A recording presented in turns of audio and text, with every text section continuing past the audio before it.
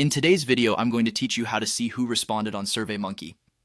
If you're managing a survey and want to know more about your participants, or if you're simply curious about who has engaged with your content, I'm here to guide you through the process. First, you'll need to log into your Surveymonkey account. If you haven't already created a profile, take a moment to do that. It's quick and easy. Once you're logged in, go ahead and open the survey you want to analyze. Make sure it's the correct one. Double check if necessary.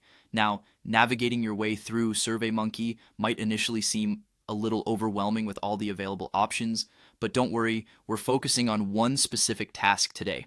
Next, direct your attention to the top of your screen and click on the Analyze Results tab. This section is where you'll find a trove of helpful data regarding your survey's performance and responses. Once you've entered this area, you'll start getting a clearer picture of how people interacted with your survey. This is where all the magic happens.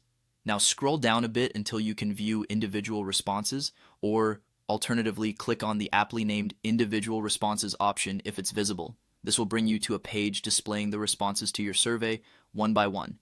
It's a neat way to get detailed insights on each of your survey participants. If during the initial setup you opted for a collector type that tracks respondents like an email invitation, you'll notice that names or emails of your respondents appear alongside the responses.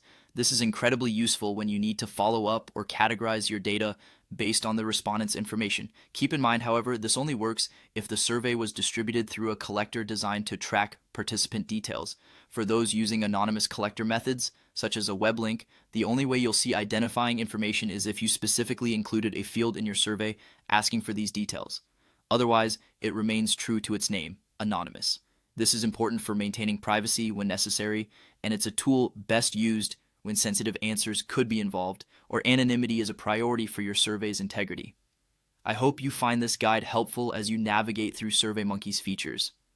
Understanding who your respondents are can provide incredibly valuable context to the data you've collected. Remember, the type of collector you choose at the start is crucial if knowing your respondents is important for your data analysis. Thanks for tuning in and happy surveying.